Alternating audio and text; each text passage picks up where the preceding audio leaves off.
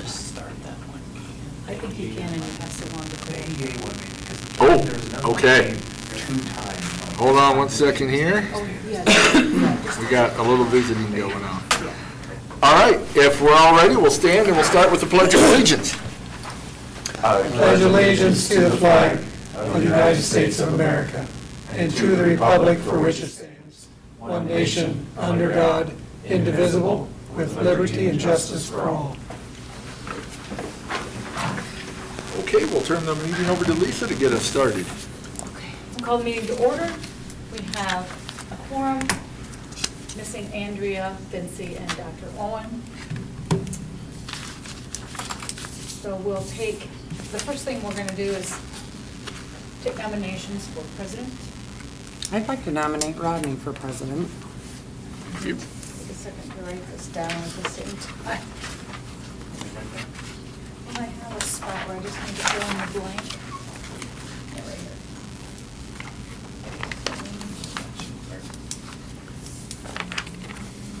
And then, are there any other nominations?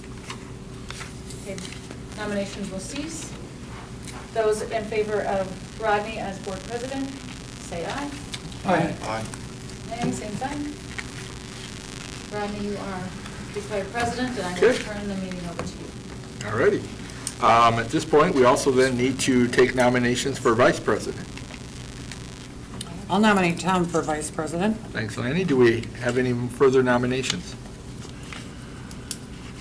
Hearing none, then, we'll have nominations cease. All in favor of Tom as vice president, vote by saying aye. Aye. Opposed? Tom will be elected as vice president. And I need to give the oath to all three that were reelected Okay. first, and then I'll have to give for vice president, sorry, and president. Yeah. So I'll do that first. So you guys just want to sit where you are? Sure. Okay. Do you solemnly swear that you will support the Constitution of the United States and the Constitution of the State of Iowa, and that you will faithfully and impartially, to the best of your ability, discharge the duties of the office of the Board of Directors for the Algona School District? Yes. Okay. And then I'll do Rodney as president. Okay. Do you solemnly swear that you will support the Constitution of the United States and the Constitution of the State of Iowa, and that you will faithfully and impartially, to the best of your ability, discharge the duties of the board president of the Algona Community School District? I do. And Tom, do you solemnly swear that you will support the Constitution of the United States and the Constitution of the State of Iowa, and that you will faithfully and impartially, to the best of your ability, discharge the duties of the office of vice president of the Algona Community School District? I do. Thank you, Lisa. Wonderful job getting us through all that. And thank you, everybody. I appreciate the vote of confidence and enjoy being the board president. We'll move on. Hearing the delegates, delegations, none. We need a motion then to approve the agenda. I don't believe there's been any changes. So moved. Thanks, Jay. Oh, there was a second over there, too. Jay, and then Todd. All right. All in favor, say aye. Aye. Opposed? Agenda approved. Communications to the board. Believe we have John with this. He's on the administrative. Oh, he's in the administrative report, sorry. No communications to report. Then we'll look at the consent items you should have received in your packet ahead of time. You also have something in front of you with a few more invoices. Lisa has told me and excitedly told me should be our last payment to Kingland. We're going to hold her to that. We do have a change order later on in the agenda, but if that is approved, our last payment will be issued with under budget, with money to spare. So that's good. Also on the financials, our year-to-date expenses are about 1.1 million less than last year at this time. Our year-to-date revenues are about 100,000 higher than last year at this time. So that's a good ratio, a good place where we're at. What Also- causes that? Say that again? What do you think, what are the difference in the expenses? What do you contribute that difference to? Well, we cut general supplies across the district 10%. So that would certainly account for some of those expenses. We also know that some of our maintenance expenses this year will be less.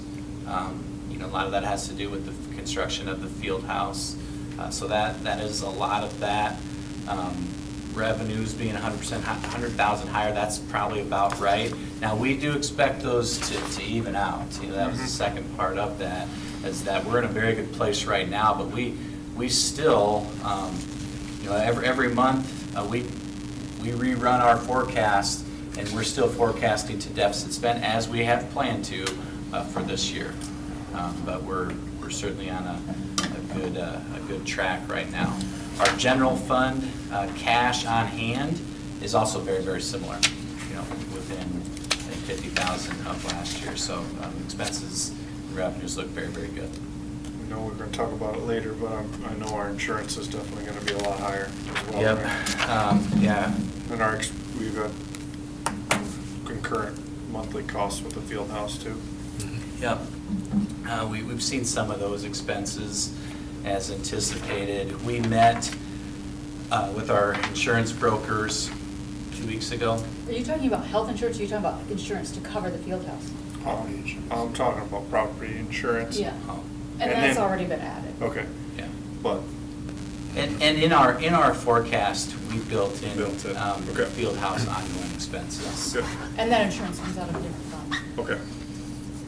But you're all right, health insurance, which is in your memo, it will go up.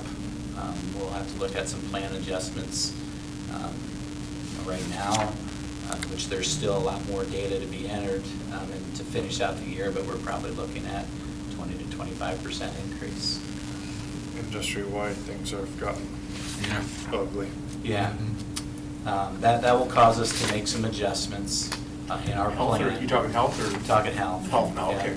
Talking health now. 25% increase it's over 800,000 for us. That's not something we can do. So we'll have to make adjustments to our plan. We're already in the process of them creating some possibilities. We'll bring our insurance committee together, talk about those things, and lessen that dollar amount as much as we can. Okay. Any further questions on the consent items? Hearing none, then we needed a motion for approval. Motion to approve the consent items. Thanks, Tom. Do we have a second? I'll second. Thanks, Laney. We have a motion and a second. Any further discussion? Hearing none, all in favor say aye. Aye. Aye. Opposed?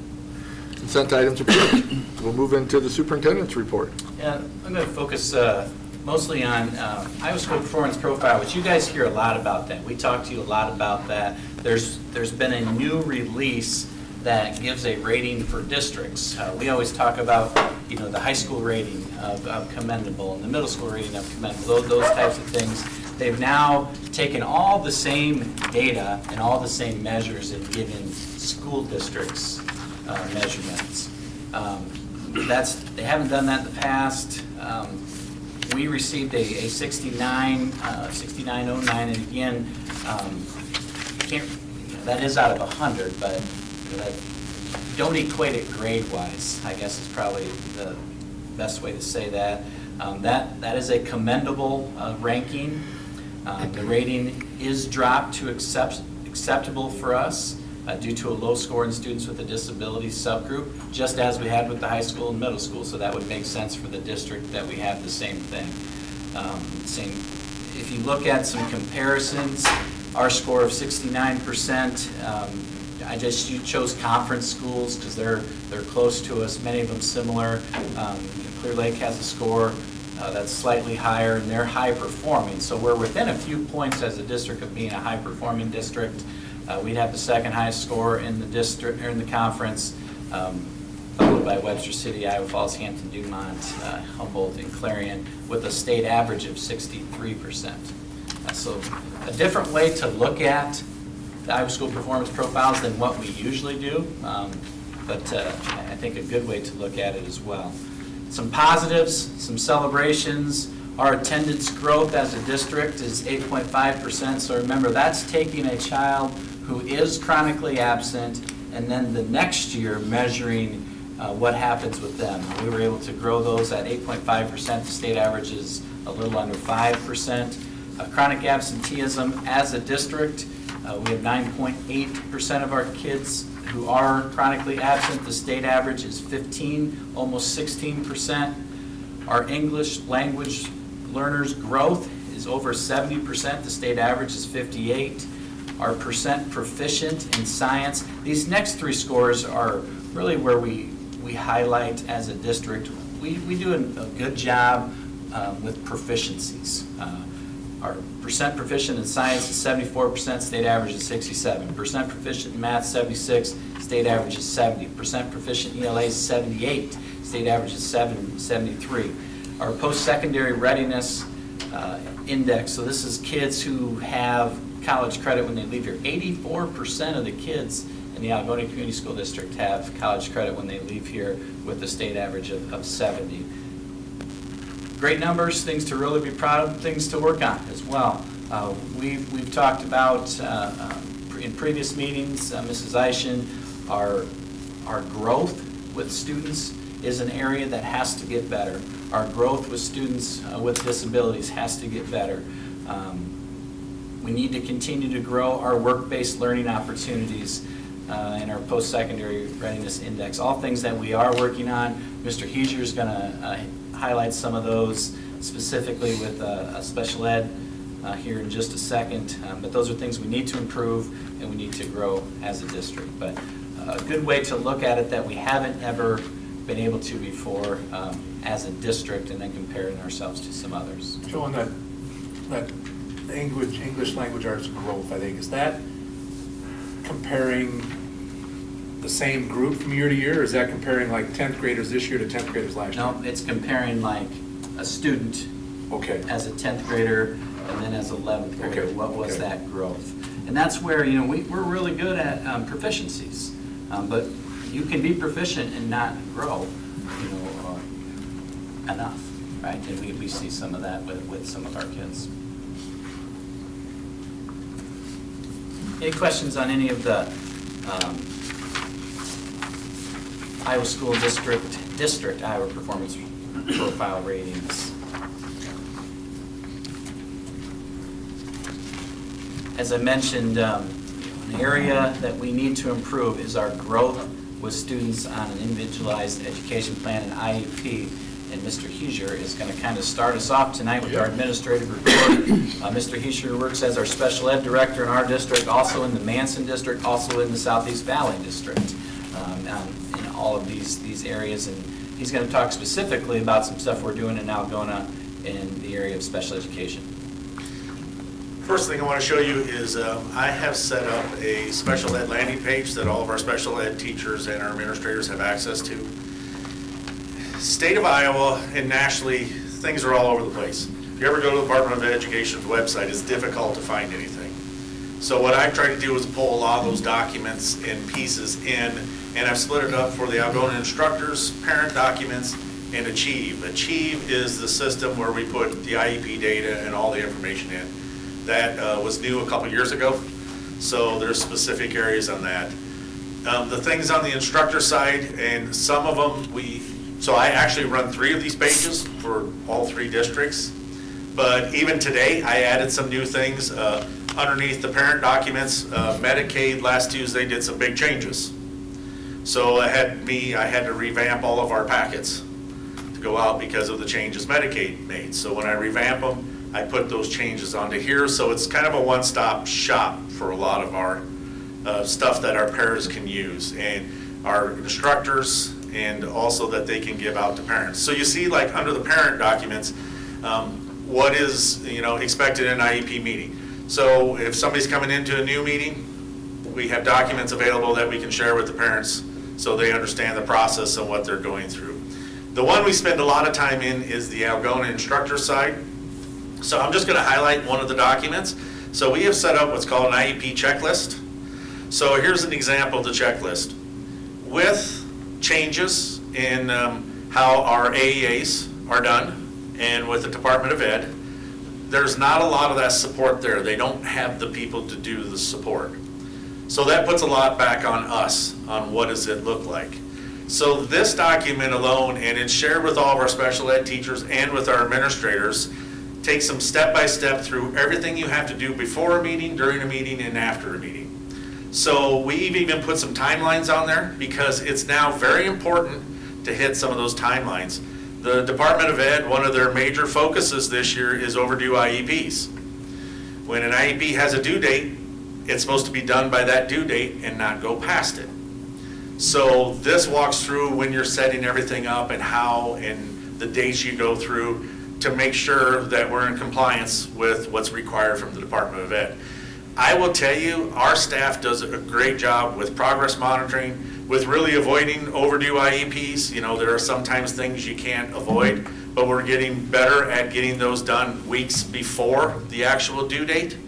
But they do a great job with progress monitoring. By and large, our staff does a great job with the kids. And I think this document helps walk through all the things that have to be done. The last piece on this meeting checklist is we have to balance what's in the state Achieve system to what's in our student information system. So that is actually a ton of coordination about when an IEP ends. When do I need to ask the AA to look at it to change a level for the student? Because that can really be important, a child going from a level 1 to a level 2, because that's based on our funding, but it just takes more of our resources with those kids. And when do we make those changes? And I have to match those two systems up all the time.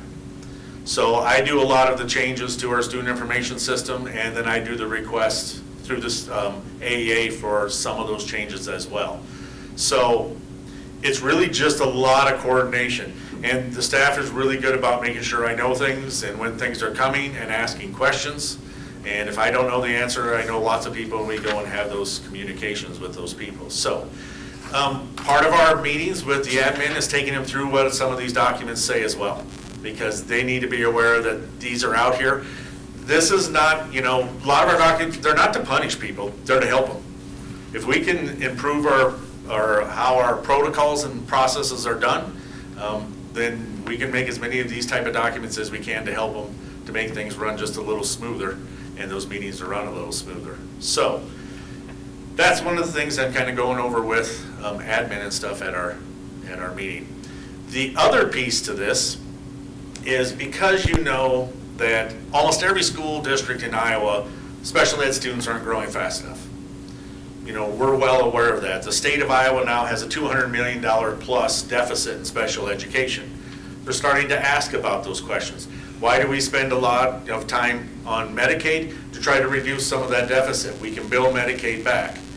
But one of the things is moving our kids. I tell our special ed teachers all the time, special ed is just a tiny piece of their day. Their day is this. Special ed gets them for this. So really moving the kids is a core issue. It's a intervention issue, and it's a special ed issue. It's all three to get them to move. So I'm taking the approach that I want the administrators more involved. I said to Joe the other day when we were talking, I said, this summer in July I went through IEPs, and I looked at their goals, how they were written, I looked at how our kids were progressing, and it got me thinking that I sat through 101 IEPs last year, meetings. Very seldom did I ever question what was going on. And I should have. Not that things weren't going right, but beforehand, I should have asked questions from what I was seeing, and I didn't. So we have gone to the approach that we now, at the admin meetings, at least once a month, I actually had the AA pull out 12 goals. Some of them are written well, some are not. And as an administrators, we go through and we look at a goal, and I have them for all grade levels. And we discuss, how is that goal written? Do you understand that goal? What changes would you make to that goal to make it a better goal and one that really will show what they're working on and how the child will grow? The other piece of that is we go into the system when we look at their progress monitoring. So progress monitoring for behavior has to get put in every week. Progress monitoring for academics is twice a month. So it charts and graphs how they're working towards that goal.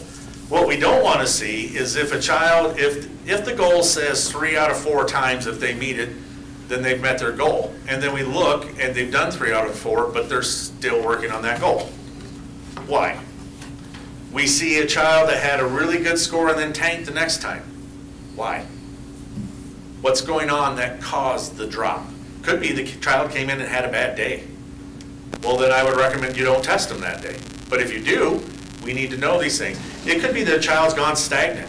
The other day in another district, I looked at one, they wanted the child to have 140 points. The child for 8 months has scored 77 or 78, and we never changed. The child hasn't moved.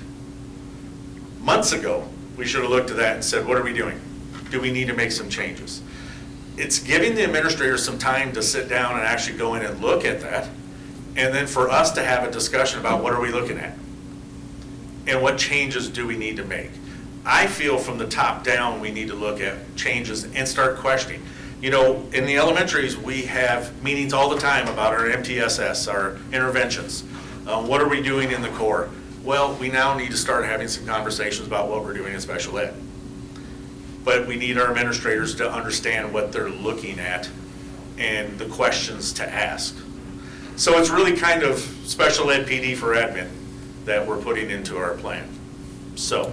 We've talked about if we want to change things around us, we need to change ourselves. And so we've worked in our administrative meetings to educate ourselves, you know, to grow in our knowledge of special ed, to know what questions we need to ask, to engage more in the process, which I think are all, will be all valuable in helping us grow as a district in our area of special education. And Mr. Huger said something that's really, really important. You know, this is not a special ed issue we have in the district. You know, a child is in special education this amount of time, but the child is with us this amount of time. This is an us issue and something that we need to grow in all parts of the child's day, which is our focus right now.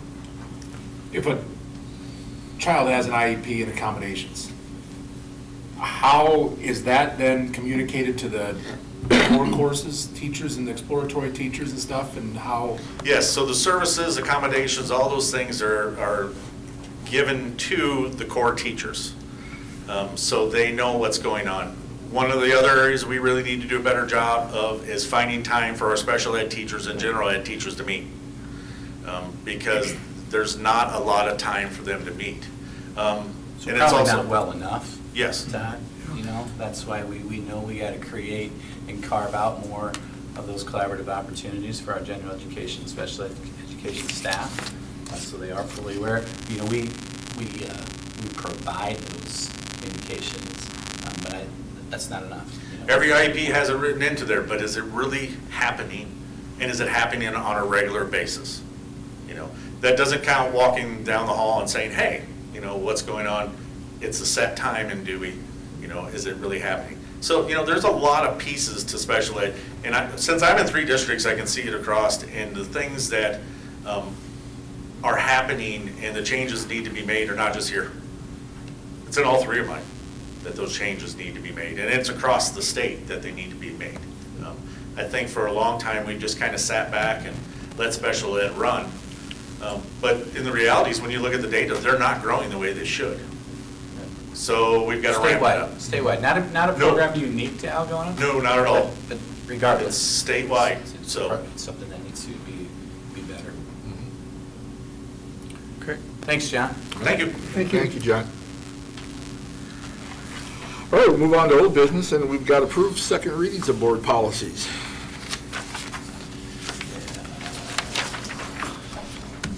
Yep, second reading, 200 series, special meeting, public complaints, minutes of meetings. We also have some from the 500 series and parent and family engagement. None of the changes change policy. There are a few word updates, updated formats, but no changes to any of those policies of the 200 and 500 series. Make the motion to accept the changes for the 200 series and 500 series. Thanks, Jay. Do we have a second? I'll second. Thank you, Ted. So we have a motion and a second. Any further discussion? Why do you have to have 2 hearings on board policy? That's what the code requires. You can waive them, that's something we always have. I think in our format where we give it to you 1 month, you would have the opportunity to look through it if you, or publicly, people could look at it and then approve it the next month. It's probably a pretty good practice because it gives people opportunities, but code says there has to be two. You can waive them, and we've done that at times. Yeah, times, yeah. Where we've changed some things, we've waived the second reading. Right, any further discussion? Hearing none then, all in favor say aye. Aye. Opposed? Second reading's approved. We've got some first readings here to start looking at in December. Yes, so we've kind of switched off of our schedule and into policy changes that are caused by legislative. And we don't have them all in here, right, Lisa? We got, I don't think we're done. yeah, we got, I think half maybe. So everything in the first reading, starting with the 100 series, going into 600, 700, 400, those are all changes that were created through changes in the law, changes in legislation last year, which that's normal. Well, it's normal that legislation causes changes. The number of changes is abnormal. It's really, really high this year and has been for probably the last 3 years. But this is the first round of some of those revisions that need to take place due to legislative changes. First reading this All week. right. Yeah, please look those over. We'll be back to talk about them in January. All right, we'll look to approve the stipend for educational support. Another legislative measure last session was one-time funds were provided to schools as support personnel salary supplement. This was done the previous year as well. So this is money supplement that's intended for our support employees and our hourly employees. 118 of those. 140 is not correct. 118. Since these are one-time funds and not ongoing dollars, it'd be best to provide a stipend for these people with the amount of money we received, around $42,000. That's an accurate number, $42,152. That would give them a stipend of $332 plus $25 for FICA, which would total $357 for our 118 full-time hourly employees. Any questions? If not, we need a motion then to approve the stipend. And if approved, that would be paid out December 20th. December 20th. Yeah. Oh, okay. In the December check for these people. Make a motion to approve the education support salary system supplement. Thanks, Todd. Do we have a second? Second the motion. Thanks, Tom. We have a motion and a second. Any further discussion? Hearing none, all in favor say aye. Aye. Opposed? Stipend approved. Looking at a boys' basketball fundraiser. Boys basketball is hosting a shoot-a-thon for middle school and high school players. The money will be used to purchase travel gear, uniforms, warm-ups for 7 through 12. This isn't just a high school only. They are estimating the profits of around $6,000. Need a motion to approve the fundraiser. So moved. Good Thanks, for them. Todd. Do we have a second? I'll second. Thanks, Todd. Any discussion? Hearing none then, all in favor say aye. Aye. Opposed? Fundraiser approved. Looking at the field house change orders for storm sewer. Last word. Yep. Right, famous last words. We're getting there. This is one we've been working on for over a year. We've been working with the Turok, Kingland, and Erpelding Excavating on a change order that dates back to fall 2024. Over a year ago, we were getting water backing up into our building. You'll remember early on in the school year, even August. I know before school started, we were having football practice up here. We had water running down the hallways. What was happening, and what we eventually discovered, that a pipe that's connected to our roof drains was struck during construction and cut. Kingland Construction or the subcontractor, Erpelding Excavating, is not at fault. The line that was hit was not shown on the new field house drawings, so they didn't know it was there. Once we figured out what happened, it was repaired, and we continued. What's taken really this time is, whose mistake was this? Not on the drawings, so it's not the contractor, it's not the subcontractor. They did repair it. The cost at $20,000, I think it's actually 18 something is what the change order's for. Many additions have been made to the high school, including the old weight room, wrestling room, the technology end, and then eventually the middle school. All those changes changed the blueprint, and in some cases changed the routing of that pipe, which is what created the confusion. And our architects did not have the drawings that had it at its current location. So the architects really don't have it, they don't have a fault in this as well. So to repair it, the $18,000 is our responsibility, and I recommend the approval of this change order as our last change order of the project, and we'll create our last release, pay order, a release for the field house as well. So we'd be doing it. I'm guessing if this was something that was on there, they probably would have had to move it anyways. Yeah, yeah, they would have, They certainly wouldn't have wanted would've- that running underneath the No, building. they certainly so- would have had Yeah. movement. The thing is, we would have never hit it, then had it rain and back up, Yeah. all that stuff wouldn't have happened. Yeah. Make a motion to approve the change order. Thanks, Todd. Do we have a second? So moved. Thanks, Jay. Motion and second. Any further discussion? Hearing none, all in favor say aye. Aye. Opposed? Change order approved. Cassup County Conference Board member. This is an annual appointment by our board. There's one annual meeting that is attended as part of this appointment. A number of you have done it. Todd, were you our most recent I one? want to say, this year our auditor retired, and then one left, and we were interviewed, you kind of got the interviews. That I was on the interviews. We met quite a few times. So you had a few more. But it was interesting. Yep. No, Good so- for one of us to be part of that, Yep. because Yeah. it makes a difference. Yeah. So we need to appoint one of our board members to be the Cassup County board member, conference board member. Did you like it well enough, Todd? I'd do it again. Okay. Yeah, no, that's. I'd like to nominate Todd for Oh, I that thought you were- position. Thanks, Lanny. I know, I bet you said, no, Is no. there a I do second? that. I'll second the motion. Well, we have a motion and a second. Who was the first? Lane? Me. Duh. All right, we do have a motion and a second for Todd to be our Cassup County Conference Board member. Any further discussion? We thank you for your service. There you are. Yeah, Thank you. Thank you. All in favor, say aye. Aye. Aye. Opposed? Thank you, Todd. You've been appointed.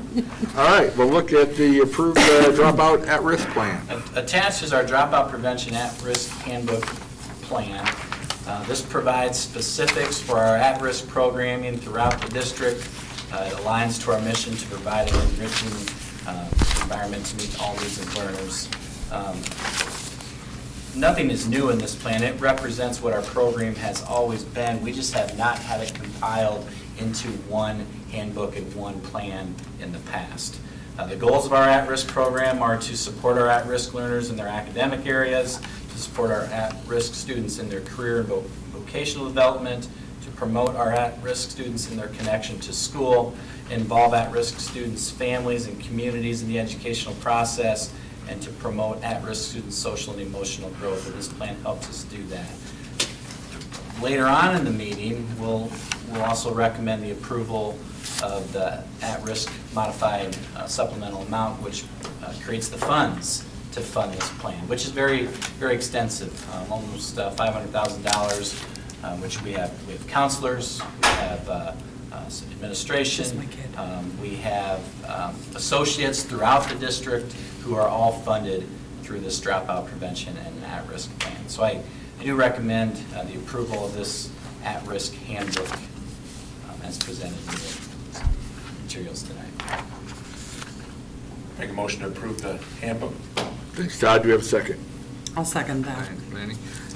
Any further discussion? Hearing none, all in favor say aye. Aye. Opposed? for dropout prevention at-risk plan approved. Look at the SBRC applications. The SBRC applications, there's 4 parts to this. Are we doing this as one motion, or are we doing each one separately? Each one It's gonna be my separately. So the question. first one is approve increase enrollment. We won't do that one because we don't have it. But what that is if we would have an increased certified enrollment this year, like we did last year, the money we would get from that increase wouldn't happen until next year. So you can approve on time and allow, authority during that school year. Probably not as big a deal in a district our size. In a larger district, that can be significant. It can be millions of dollars, but it does not apply to us this year.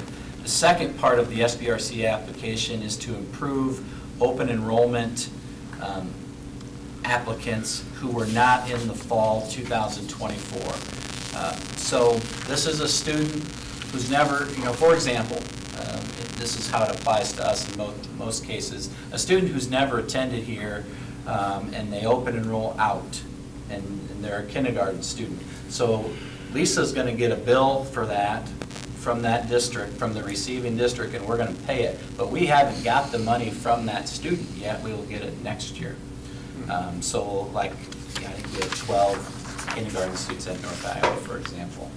So this gives us the authority of those dollars. And in this case, it's very high this year of $196,000 for our open enroll out, not in certified enrollment. The third, so we need to Approve this one, approve right? that one, yes, thanks. So we need a motion then to improve our open enrollment, not included in the fall 2024. I'll make that motion. Thanks, Jay. Do we have a second? I'll second. Thanks, Todd. We have a motion and a second. Any further discussion? Hearing none, all in favor say aye. Aye. Opposed? Motion approved. The third piece to the SBRC application is to approve the limited English proficiency beyond 5 years. So this is the work with this is a modified supplemental amount for providing instruction to English learners. They are weighted in their first year and their second year, third year, fourth year, and fifth year. But oftentimes, we continue to work with them after those years. This is the dollars that are provided to us for people beyond 5 years. For us, this number, really flows on just those students and how long they've been in our program. Last year, this number was much larger for us, maybe around $70,000. This year, it's only $6,700. All right, we need a motion then to approve the EL instruction beyond 5 years. I make the motion to approve EL instruction beyond the 5 years. Thanks, Tom. Do we have a second? I'll second. Thanks, Laney. We have a motion and a second. Any further discussion? Hearing none, all in favor say aye. Aye. Opposed? Motion approved. Move on to the next one. The last is the modified supplemental amount for at-risk and dropout. We approve this annually. It's a per pupil amount, so it's .046 multiplied by the district cost per pupil, multiplied by the certified enrollment. The state does all those figures for us.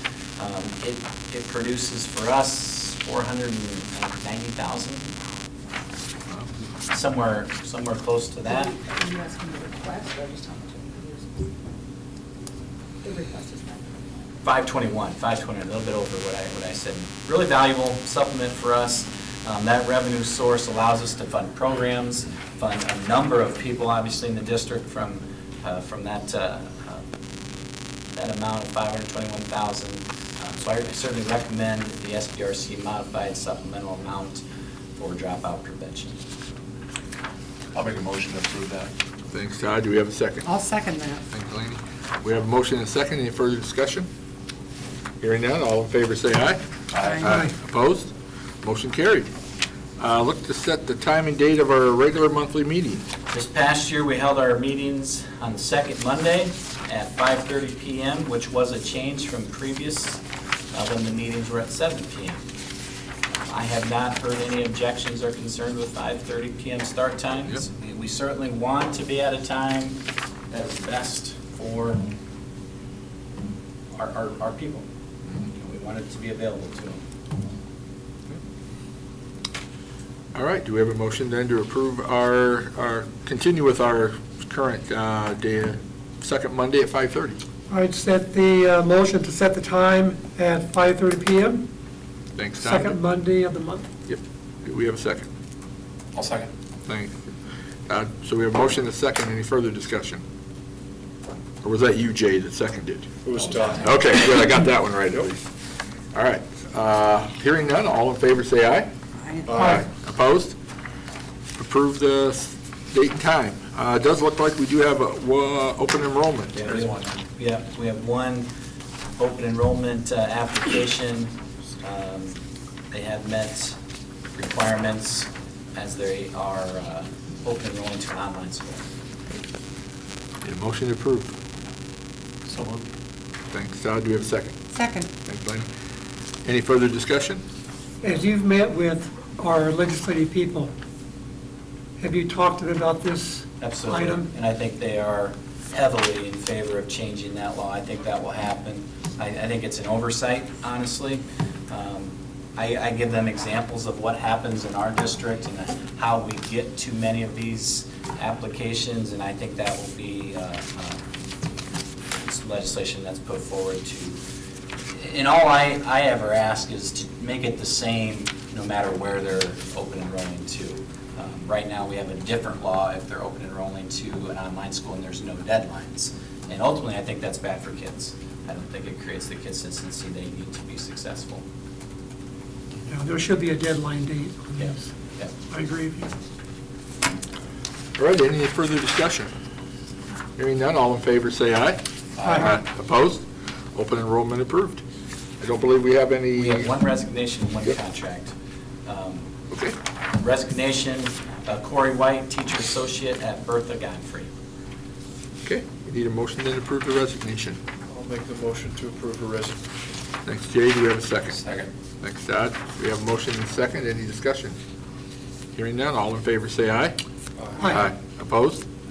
Resignation approved, and the personnel, you'll have to let me know. Yep, Rochelle Mao, teacher associate Bertha Godfrey, replacing her resignation.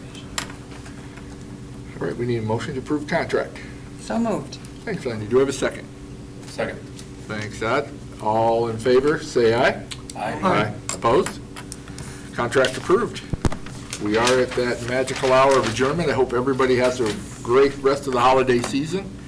We can let up on the snow a little bit, and we need a motion then for adjournment. So moved. Thanks, Second. Todd. Thank you, Jay. We are adjourned.